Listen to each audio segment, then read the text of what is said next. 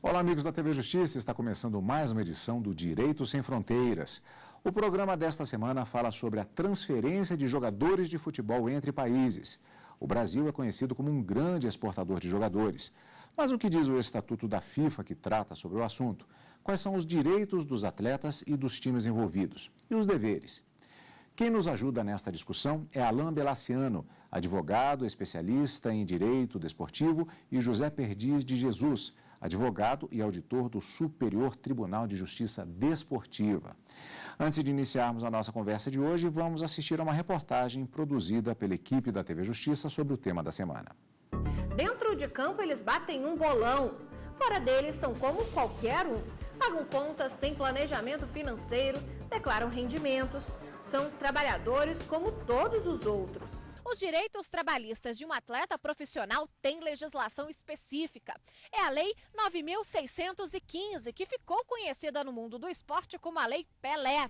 Ela anda lado a lado com a CLT, a Consolidação das Leis Trabalhistas. O jogador de futebol tem direito a repouso semanal remunerado, férias, 13º e jornada de trabalho de 44 horas semanais. Os salários são pagos de duas formas: de modo profissional, pelo contrato de trabalho, que é um salário fixo pela prática desportiva, e de modo não profissional, por meio de patrocínio e do direito do uso de imagem. No artigo 5º, inciso 28, é assegurada a proteção às participações individuais em obras coletivas e a reprodução da imagem e voz humana, inclusive nas atividades desportivas. Por isso, durante as transmissões de jogos pela televisão, todos os atletas têm direito a receber 5% da arrecadação da partida. É o chamado direito de arena.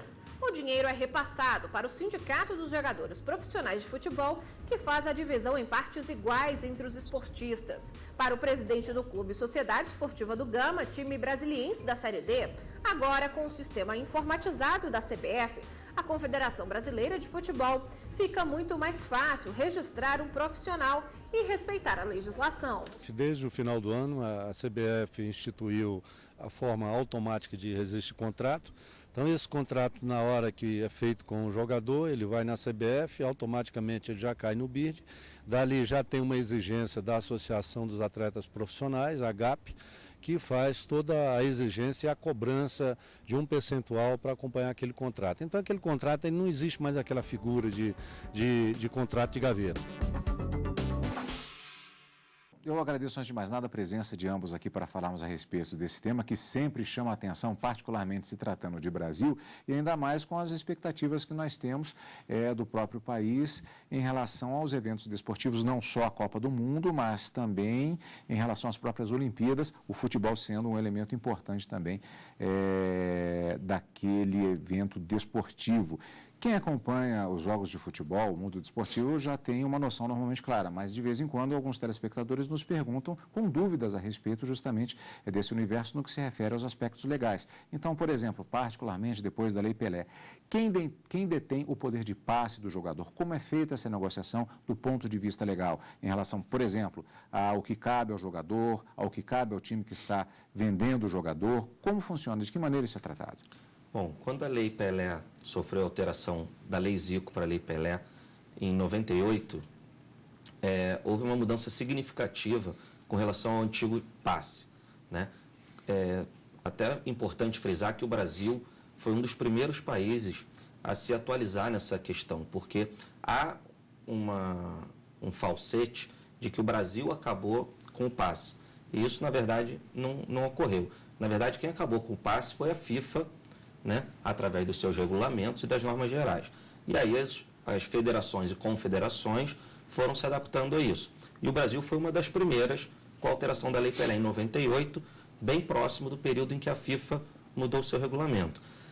Com o fim do passe, o que isso implica na relação entre atleta, clube e empresário? A única diferença aí é que o contrato de trabalho do jogador se extingue e o jogador passa a não mais ter vínculo com o clube a partir dali, o que não acontecia antigamente. Com o passe, o jogador ficava preso a essa instituição, mesmo após o término do seu contrato de trabalho. Enquanto que, após a Lei Pelé de 98, o jogador passa a ficar livre 100% para qualquer negociação após o término do seu contrato de trabalho. Como isso figura hoje na relação comercial entre o atleta e o clube? Depois que acabou o passe, instituiu-se um direito chamado direito econômico. E esse direito econômico nada mais é do que um acessório ao direito federativo do atleta. Enquanto aquele atleta está vinculado a um clube com um contrato de trabalho em vigor, o clube, via de regra, é detentor de 100% do direito econômico, que é, vamos dizer assim, fazer uma analogia à Bolsa de Valores, né, que é o grande ativo que o atleta tem a oferecer ao clube extracampo. Claro que o maior ativo é o atleta estar em campo representando o clube. Mas extracampo, de uma maneira comercial, o maior ativo que o atleta tem é o direito econômico. E esse direito econômico, por muitas vezes, é partido entre empresários, investidores, patrocinadores e muitas vezes até o atleta, né? Hoje a gente enfrenta uma realidade que está mudando um pouco, porque a FIFA vem regulamentando cada vez mais a intervenção de terceiros, né, na participação desses atletas. E isso para o Brasil, para o mercado brasileiro, vai significar uma perda muito grande, né? Que a gente ainda está vendo como o cenário vai reagir a isso. Mas certamente os clubes estão perdendo aí um grande ativo que é trabalhado de uma maneira antecipada. Vamos dar um exemplo aqui, o próprio Neymar, né? O Neymar, quando acabava o contrato dele com o Santos, tinha uma expectativa muito grande de não conseguir que ele ficasse jogando no Santos por uma impossibilidade financeira do clube. O Neymar já estava num patamar, né, onde o clube não tinha saúde financeira para mantê-lo no futebol brasileiro. Isso só foi possível por apoio externo de patrocinadores e fundos de investimento, que possibilitaram com que o Santos renovasse o contrato do Neymar por um período, e isso, obviamente, trouxe um benefício muito grande para o futebol brasileiro de uma maneira em geral. Depois desse contrato, não teve mais essa possibilidade. Hoje em dia, a princípio, isso não será mais possível, porque os fundos de investimento estão sendo proibidos pela FIFA de fazer esse tipo de negócio. Nós falamos agora no início do nosso programa, antes de assistirmos a reportagem, a respeito desse aspecto de que o Brasil é um grande exportador de jogadores. Mas, na verdade, o Brasil não é apenas um grande exportador de jogadores. Ele tem um intercâmbio muito forte. Ele exporta jogadores que voltam, muitas vezes, com uma boa experiência, ou nem tanto, no exterior, e que acaba fazendo parte desse mercado de passe de jogadores que existe entre o Brasil e o mundo. É o que acaba acontecendo também, não é, professor? Hoje no Brasil, nós representamos mais de 10% das transferências internacionais no mundo inteiro. No ano passado, 2014, tivemos mais ou menos 13 mil transferências internacionais. Dessas 13 mil, praticamente 1.500 foram de atletas brasileiros, tanto para atletas que vão para fora do Brasil, quanto para os atletas que retornam ao Brasil. Então, já não é de hoje que o Brasil está aí assumindo esse cargo importante, né, esse ponto importante de ser o maior exportador de atletas no mundo. Eu gostaria de falarmos especificamente a respeito dos dispositivos legais. Eu gostaria de perguntar a respeito da estrutura que rege. Às vezes as pessoas podem até confundir um pouco do que se trata, por exemplo, o Tribunal de Justiça Desportiva. De que maneira, como é essa estrutura, como incide, por exemplo, a FIFA em relação a isso e no que incide especificamente em relação a essa questão das transferências? Na verdade, é importante ressaltar que o papel do Superior Tribunal de Justiça Desportiva, ele é um órgão que julga a questão disciplinar, a questão da parte disciplinar e cumprimento das regras para a competição esportiva. No caso do STJD da CBF, todas as competições de futebol organizadas pela CBF passam pela avaliação em caso de infrações ou descumprimento de normas e regras, passam pelos processos pelo Superior Tribunal de Justiça Desportiva. A questão disciplinar, ela é elaborada com base no Código da FIFA. Então, existe o Código da CBF, o Código Disciplinar, o CBJD, que é uma lei federal, e esta lei é cumprida tendo como base exatamente a questão mestra, a espinha dorsal, que é o Código FIFA Disciplinar. A FIFA ela regulamenta de uma maneira macro e os países regulamentam de uma maneira mais específica cada um dentro das suas alçadas. Então, na questão disciplinar, especificamente, como é o caso do STJD, a FIFA traz nos seus regulamentos como a coisa deve acontecer de uma maneira geral. E a CBF, por sua vez, regulamenta os seus campeonatos. Então, quando o STJD analisa uma questão disciplinar ou ética, ela está se baseando exclusivamente nas regras do campeonato e no regulamento geral da competição. Já a FIFA, por sua vez, ela analisa as questões extra-campeonato. Por exemplo, uma regra de transferência internacional. E com relação à questão das regras específicas sobre a transferência, do ponto de vista da atuação do jogador, do ponto de vista da própria validade do jogador em um determinado certame, em um determinado jogo, por exemplo. Isso é regulado de alguma maneira? O jogador só pode participar de uma competição se ele estiver regularmente inscrito, no caso do Brasil, em uma federação e na CBF, e no caso internacional, se ele estiver inscrito na federação do país, na confederação do país de futebol e também na FIFA. Há um controle, a FIFA faz esse controle internacional e no Brasil a CBF faz esse controle também de forma administrativa e é muito rápida hoje esse controle, a forma é rápida, é eletrônica, então é o chamado BID. É uma sigla que vários já ouviram dizer na imprensa, em alguns momentos.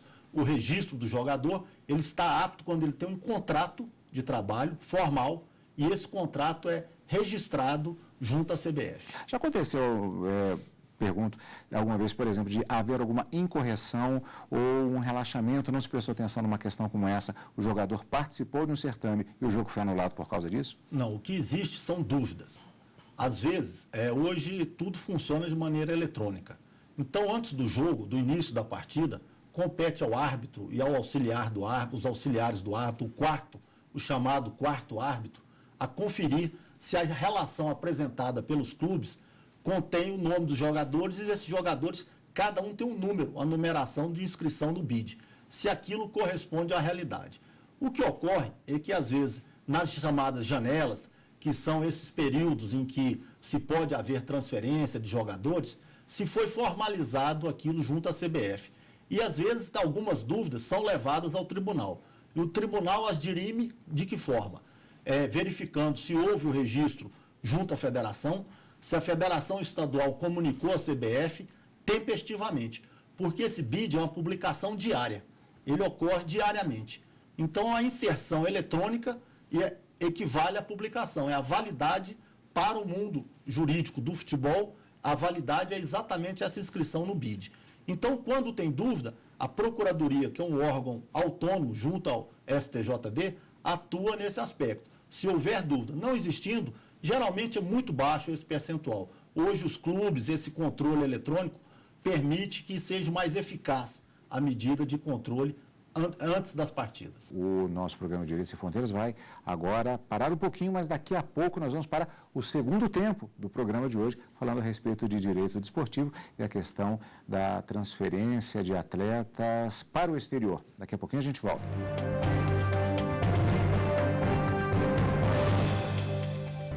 Estamos de volta para o segundo tempo, ou melhor, para o segundo bloco do programa Direitos Sem Fronteiras de hoje, que está falando a respeito de direito desportivo.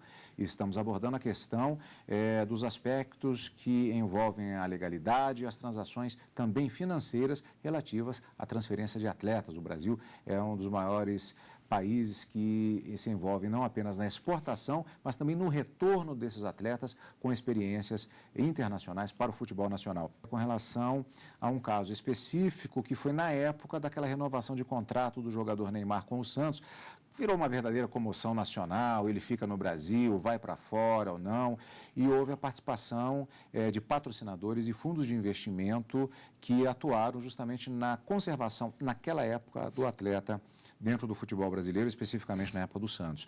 E que isso não é mais possível hoje em dia, os fundos de investimento eles não estão autorizados mais a fazer esse tipo de operação. Por quê? A FIFA fez algumas mudanças em seus regulamentos e editou algumas normas novas e tal.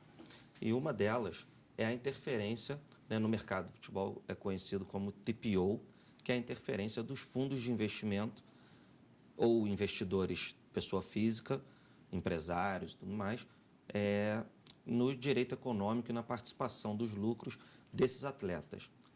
Para nós, mercado brasileiro, isso é muito ruim, pela situação financeira em que os clubes se encontram e pela possibilidade que esses agentes realizavam em manter, por exemplo, no futebol brasileiro, um craque como o Neymar. Obviamente, não só o Santos ganhou com isso, como todos nós, amantes do futebol, telespectadores e tal, que convivemos aí por mais um período assistindo o Neymar jogar pelo Santos. Isso hoje ainda é um problema. A FIFA não bateu o martelo 100% porque a gente ainda tem um período de transição, mas a decisão já está tomada. A edição do regulamento já foi feita. E agora, o que eu vejo que a FIFA está tentando mudar é a interferência desses terceiros na relação trabalhista entre atleta e clube. Então, infelizmente, o Neymar é uma exceção. E a regra do mercado são vários outros jogadores de uma expressão muito mais modesta, tanto no clube quanto no cenário nacional, e que esses agentes acabam influenciando na possibilidade de empréstimo, na possibilidade de venda, se esse atleta pode sair do clube, não pode, se o clube vai renovar o contrato, se não vai. E isso efetivamente virou um problema. E vejo que a FIFA, tentando minimizar isso, tomou essa atitude. Ao meu entender, é uma atitude para o Brasil bastante prejudicial. Doutor José Perdiz, acho que tem uma observação em relação a essas questões colocadas pelo doutor Alain. O que eu entendo que é importante ressaltar, porque, como disse o doutor Alain, hoje o mercado é muito amplo. E vejam que novas fronteiras estão sendo abertas. O mercado asiático começa a disputar o passe os jogadores brasileiros, começa a adquirir, técnicos estão fazendo trabalhos positivos lá no mercado asiático, a China, o Oriente Médio. Então, o que ocorre isso? É importante ressaltar porque, durante décadas, historicamente, ter um jogador de futebol na família era um sonho. Depois, esse sonho passou a ser uma ambição de liberdade, de independência financeira, porque o futebol passou a movimentar cifras maiores no mundo inteiro. E isso acabou, esse romantismo, acabou no futebol esse aspecto de não querer ser profissional. E o que ocorre? É importante que todos os jogadores que pretendam jogar no exterior, primeiro, pensem se é realmente aquele momento que precisa sair do país. O caso citado do Neymar foi importante. O Neymar teve para ser vendido, mas o Santos fez um esforço, fez com que ele permanecesse no Brasil. Depois isso foi melhor. Acho que para ele, a nível profissional, a nível de vitrine de futebol, foi até melhor permanecer. E alguns jogadores, quando saem muito cedo do país, enfrentam uma realidade lá fora, se não forem a um país, até em relação a um jovem, ele tem uma dificuldade em relação aos usos e costumes de cada um dos lugares. O planeta, cada país tem aquele uso e costume da forma de viver, da forma. E o jogador brasileiro, ele tem um estilo de ser todo próprio. E aquilo, às vezes, pode comprometer a carreira dele de uma maneira, não foi por querer que ele fez aquilo. Nós temos o exemplo de um atleta profissional que foi surpreendido, ele estava no futebol, acho que do Oriente, e ele foi surpreendido com uma batida na porta, uma visita em casa para o exame antidoping. Ele falou, olha, como que eu vou realizar um exame antidoping em casa? Não, ele se furtou a isso. Isso ocasionou um problema na carreira dele. Então, veja que isso, para aqueles, segundo a argumentação que existiu na época na imprensa, no país aquilo era um costume dos jogadores serem visitados por equipe de controle de dopagem e isso ocasiona um problema. Então, esse é um aspecto que é preciso de uma assessoria que entenda, olha, quer ser vendido para o exterior, para qual país vai? O futebol é de primeiro mundo, o futebol é reconhecido, isso vai te dar vitrine, isso vai te dar uma independência financeira, então faça o contrato da melhor maneira, assistido por bons profissionais, profissionais reconhecidos, competentes, que saibam levar a carreira a um futuro, porque a carreira do jogador, ela é tida como uma carreira curta, mas ele tem que enxergar a longo longuíssimo prazo, porque é a vida dele que está em jogo ali. Isso remete a uma questão que é muito debatida também, que tem até uma relação direta com o próprio aspecto, com o próprio papel da mídia em relação à visão popular, à visão da população, dos próprios profissionais em relação à profissão de jogador. Que é o fato de que, normalmente, há essa imagem, acho que nos debates, inclusive, geralmente falamos do Neymar, do Adriano, dos jogadores assim, e nós temos uma realidade de vários jogadores em ascensão na carreira, tentando ingressar, e que podem ter uma determinada visão. Aliás, o caso do Neymar ele é bastante emblemático nesse sentido. Desde que ele começou muito cedo, já se comentava, não, mas ele está sendo bem assessorado, para a própria formatação da cabeça dele enquanto praticamente adolescente, crescendo nesse sentido. Mas nós temos uma grande massa de profissionais que não estão tão à vista assim e que podem cair em armadilhas, eventualmente, nesse tipo de situação. Existe uma preocupação do sistema relacionado ao futebol brasileiro e esses processos de transferência em relação a esses aspectos, dessa quantidade de jogadores que podem, como disse bem o professor Perdiz, cair em armadilhas? Infelizmente, é noticiado muito pouco sobre isso, mas isso é uma realidade do cotidiano do futebol mundial, não só brasileiro. Nós, brasileiros, acabamos sofrendo esse impacto de uma maneira direta, bem maior, porque somos os maiores exportadores, né? Um parênteses para você entender o que a gente mensura hoje no futebol mundial. A Inglaterra hoje é a que mais compra e a Espanha foi a que mais lucrou com isso. Então, hoje a gente está falando de transferência internacional num volume mundial de 4 bi de dólares. A Espanha, desses 4 bi, recebeu aproximadamente 700 milhões de dólares em transferências, né? Enquanto que a Inglaterra foi a que mais pagou nesses números. O que isso significa para o Brasil? Com relação ao câmbio e com relação ao futebol um pouco menos estruturado de alguns clubes não de primeira divisão, os jogadores têm sempre essa ideologia de que lá fora é melhor. E não necessariamente isso é uma realidade. Há pouco tempo atrás, o mercado estava inverso. Muitos jogadores famosos, inclusive, estavam voltando para o mercado brasileiro, quão bom estava aqui. Que isso reflete diretamente na qualidade do nosso campeonato e diretamente nas transferências internacionais. Hoje isso se inverteu um pouco. A FIFA fiscaliza e regulamenta com muita fidelidade essa questão da transferência do menor. Então, já há bastante tempo, é proibido, taxativamente proibido, raríssimas exceções, que um atleta menor seja transferido. E aqui no Brasil a gente tem vários exemplos de jogadores praticamente já negociados, mas ainda não transferidos por conta da sua idade. Tem que aguardar fazer 18 anos para que possam ir para fora do país. É muito importante que essas famílias coloquem numa balança e consigam controlar a emoção de querer ir rápido lá para fora.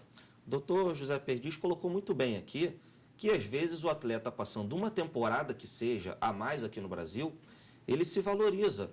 E, às vezes, ele vai para fora por um valor muito melhor ou em condições, não necessariamente só o dinheiro, né, mas em condições de trabalho muito melhores do que aquele iria naquele momento. Então, a gente entende que as famílias ficam ansiosas, que o próprio jogador quer ir porque tem essa ilusão, tem esse mercado europeu ou asiático ou do mundo árabe, né, que são mercados bastante atrativos, mas isso, infelizmente, não é regra.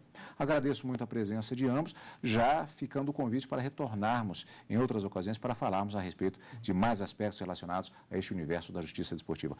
Muito obrigado pela participação de ambos aqui no nosso programa Direito Sem Fronteiras de hoje, que vai ficando por aqui. Nós conversamos sobre a transferência de jogadores de futebol entre países, abordando até aspectos inusitados relacionados aos contratos que são elaborados para a possibilidade desse tipo de relação, de direito de fato, e quem nos ajudou na discussão foi Alain Belaciano, advogado especialista em direito desportivo, e o José Perdiz de Jesus, advogado auditor do Superior Tribunal de Justiça Desportiva. A quem eu agradeço pela participação aqui no nosso programa Direito Sem Fronteiras desta semana.